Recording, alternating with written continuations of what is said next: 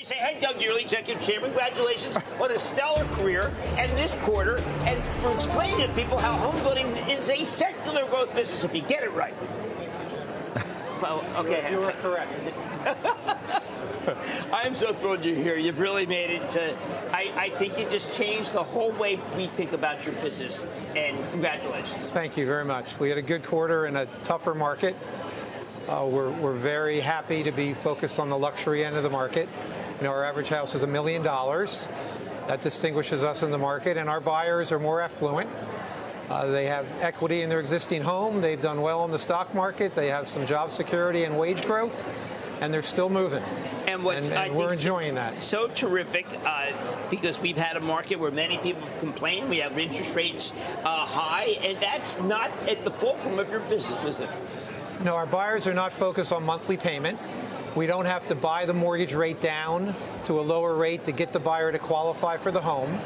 I mean, it's important. It's affecting, you know, their psyche a bit. Consumer confidence is obviously off a bit, but the decision to move into a Toll Brothers house is much bigger than that monthly payment, and we're just so proud of our brand and how we do it.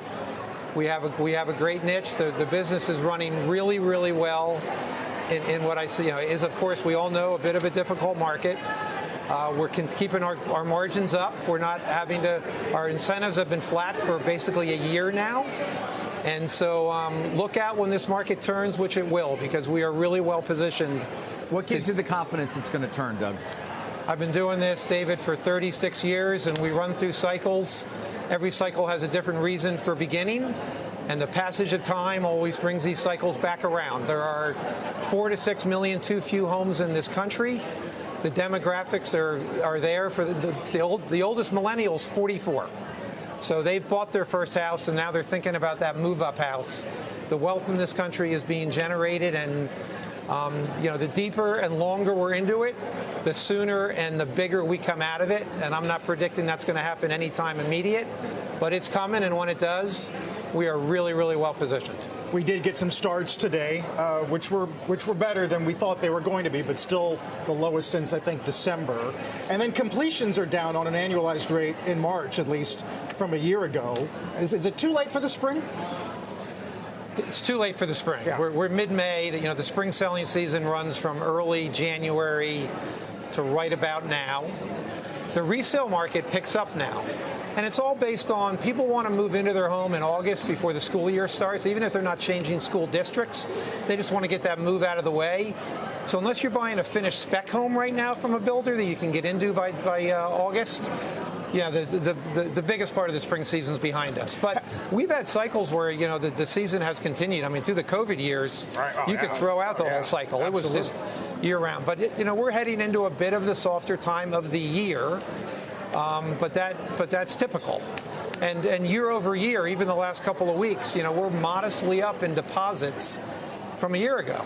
And, you know, it's a tough time right now with all that's going on in the world. But, Doug, there's really some interesting stuff. Florida, bright spot.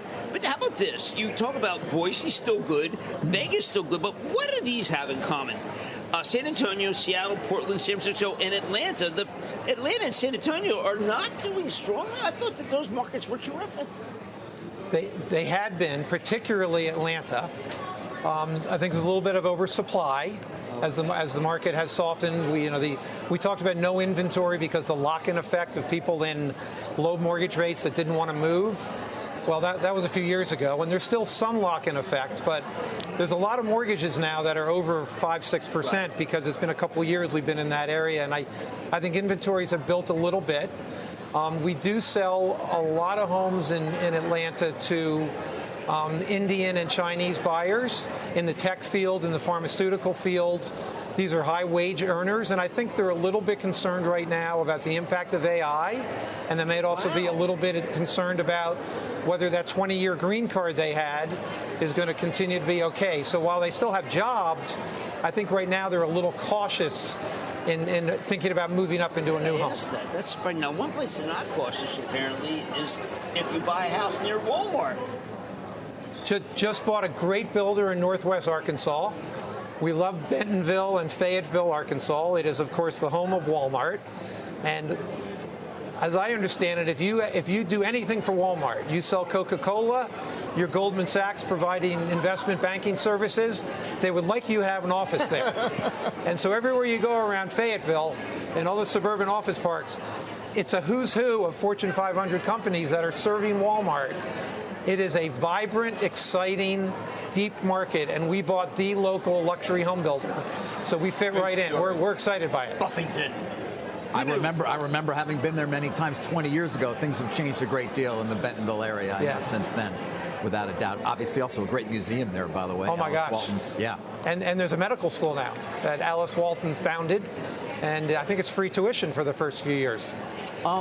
Sorry, Doug, what, on the broader sense of getting a broader question of getting the right employees, commodities, things of that nature, I'm just sort of curious if you can give us an update in terms of where things are. Labor's fine. Yeah. Building costs are flat. They would be down, except lumber, which is our biggest product in a house, has gone up. So if you take lumber off, building costs are coming down a little bit. Tariffs have had no impact on our business. We're almost 100% either local or Canada, Mexico, in companies that are still part of the Trump 1 trade deal that is still in place for some companies, and so we've really had very, very little impact from tariffs. And because the market's a bit slower, the industry is not building as many houses. Multifamily, the apartment business has been off a bit. We have plenty of labor right now. Well, I want to thank Doug Yearley, Executive Chairman of Toll Brothers. What a job you have done. More than that, what a great husband, great dad, great uncle to one of the people I work with. And it's just a joy to have you on. Thank you. Thanks for having me, guys. Appreciate it.